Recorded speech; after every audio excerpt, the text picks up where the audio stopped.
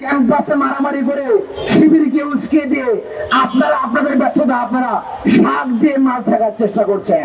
ইসলামী ছাত্র শিবির মীর কাসেমের উত্তরসূরি আপনারা আমাদেরকে রামদা কিনিস্তাবাদের ভয় দেখাবেন না। বেশি বাড়াবাড়ি করলেও জায়গা মতো কিন্তু হাত দিব, আর জায়গা মতো হাত দিলে এদেশে আপনারা সামান্যতম নিষ্পত্তি পাবেন না রাজনীতি করার জন্য। বিএনপি আপনারা যদি ছাত্রদেরকে কন্ট্রোল না করেন তাহলে আমরা সরকার পতনের আন্দোলন যেতে বাধ্য হব। এবং শিবির আন্দোলন করেছিল 1996 সালে বিএনপি ক্ষমতা ত্যাগ করতে বাধ্য হয়েছিল। আমরা আশা করি ইসলামী ছাত্র শিবিরকে আপনারা এমন কোন কর্মসূচি দিতে বাধ্য করবেন না।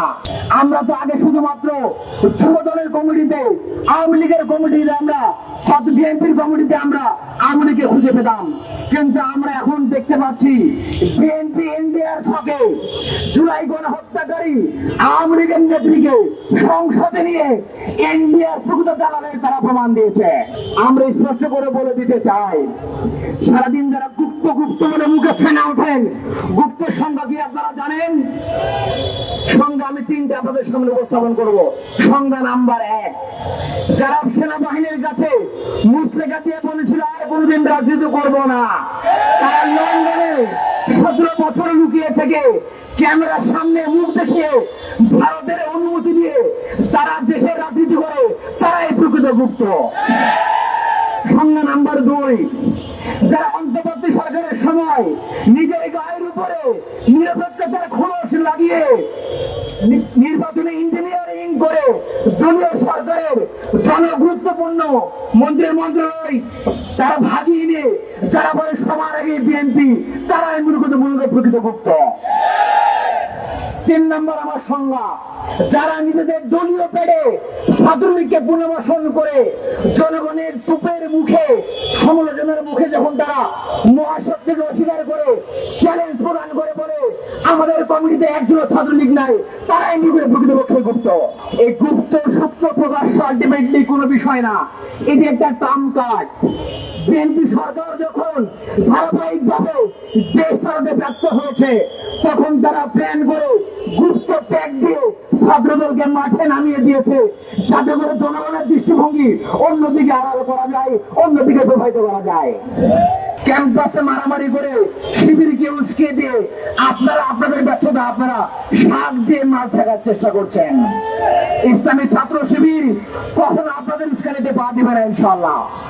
ছাত্র দলকে বলতে চাই, আপনারা আপনাদের মেরুদণ্ড সোজা রাখেন, এখনো সময় আছে।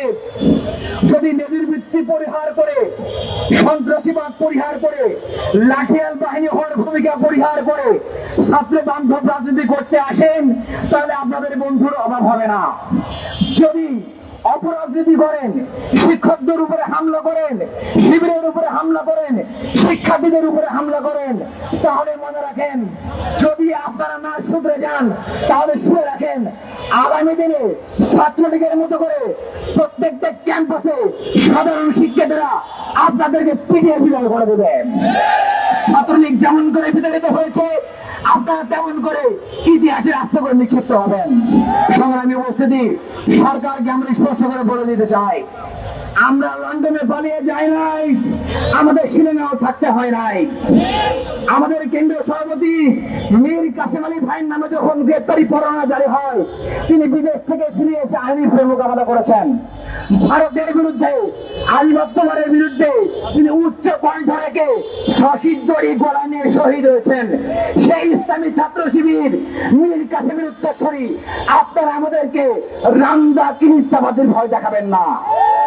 আমরা আপনাদের সক্ষমতা জানি, লম্বা সময় আমরা একসাথে কাজ করেছি আন্দোলনে।